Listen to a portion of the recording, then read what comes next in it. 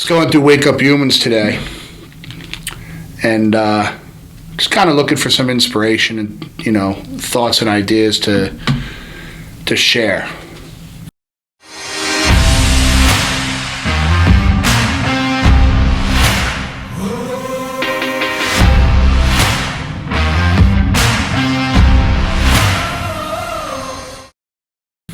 And this one's for my son, Kane. Kane's now 15 years old. He's growing into quite the young man. Quite a stud. Love the kid. My only son. My daughters all know I love them. Maybe him and I have a different relationship. It's because we both identify as males and we're pretty solid dudes and we just loving spending time together. But I love all my kids.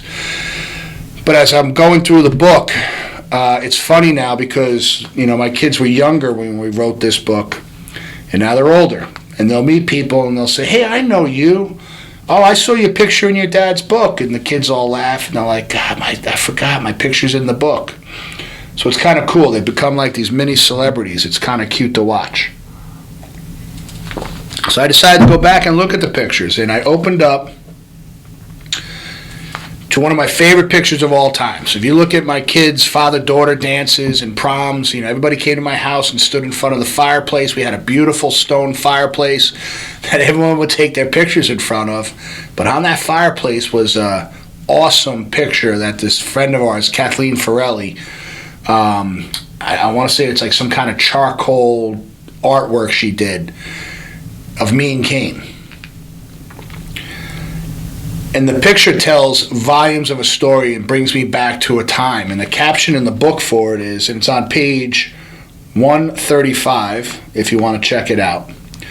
And the caption says, "Pure healing. In an unloving world, love becomes the most powerful weapon we have. A bad heart can kill you, but a loving heart can change the world." So the picture, which is this one here, one of my very, very close colleagues and friends had passed away unexpectedly. His name is Dr. R.J. Kelly. And he was a speaker at Dynamic Essentials, and we got really close. He had been to my house. He gave me a cowboy hat. He was from Texas, and he was Texas through and through. And R.J. was a stud. The man was up every morning praying. The guy was a vegetarian or vegan or one of those. He worked out every day. Didn't drink, didn't smoke. He was as pure as they come. And one of the greatest life struggles is just trying to be healthy and doing everything right. And on days when I struggle and I go out and have a couple glasses of wine and I think, but then I look back on RJ, didn't do any of that, and he still died, but he died young. And all my buddies were all living our Saturday, and I know exactly where I was. I was on the side of my daughter's soccer field, and I get a phone call. They just found RJ dead. And it turns out he had a heart attack or something. He was outside in his backyard meditating or doing what he does, and his wife found him just laying there. And it took us all. We started calling each other like, this can't be. And there I am on the side of the soccer field crying, and people looking at me. I'm like, it can't be him. That dude was healthy, powerful, strong, Texas boy. Gave us all strength. Gone, just like that. Went to his funeral. It sucked. We all went and represented. And then we did a memorial service for him at DE. We were in Sarasota, and we rented out a big little amphitheater. And they asked me to close out the service and give the final talk. And I was angry. I was mad. Shouldn't be giving this talk. And standing before his beautiful wife, I did not feel good. And I felt a little disconnected and upset at God. How could you let this happen? And I think that came across in my talk a little bit. As loving as I was trying to be, I was upset. And I was crying during it. And when I walked off the stage and then we were done and music's playing and people are hugging each other, I just didn't want to really talk to anybody. And I walked towards the back of the room. And next thing I know, my son Kane comes running at me, and he was a little blonde-haired guy at the time, and he dives into my arms, and I'm telling you, launches himself and just wraps his arms around my neck, puts his head on my shoulder, and gives me a hug. And we just sat there and we're hugging.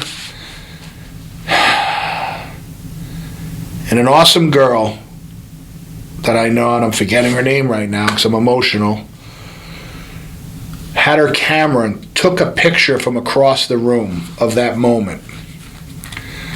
And I got Kane's head over my shoulder and my eyes are closed and I'm focused on us breathing, and it was just like a moment. Everything's going to be all right. Life goes on. Shit happens. Life sucks. But then you've got this love from this little man. And it was like the right moment, the right time. My little guy was there and jumped into my arms. And years later, Kathleen saw the picture and she drew the picture up and put it into a huge, beautiful frame for me. And I love it. I look at it all the time and it just gives me peace. I could feel his breath. I could feel his heart. I could feel life. And there's a saying over the DE stage that says, nothing is bigger than life.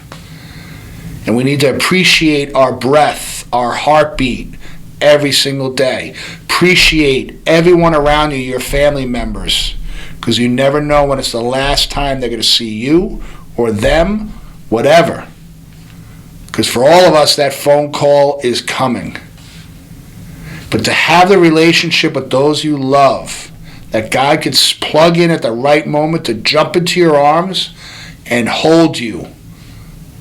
Not say a word, but just hug, embrace, and love you to let you know it's going to be okay.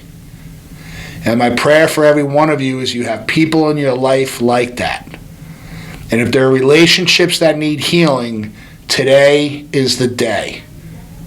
And sometimes you don't need the spoken word, but just a hug. And if it's your kids, hug them. Love them. Because there's nothing bigger than a parent's relationship with their children, their spouse, and the Lord. Because when you take care of your home space, they show up for you when you need them the most. God bless you. I love you. And there ain't nothing you can do about it.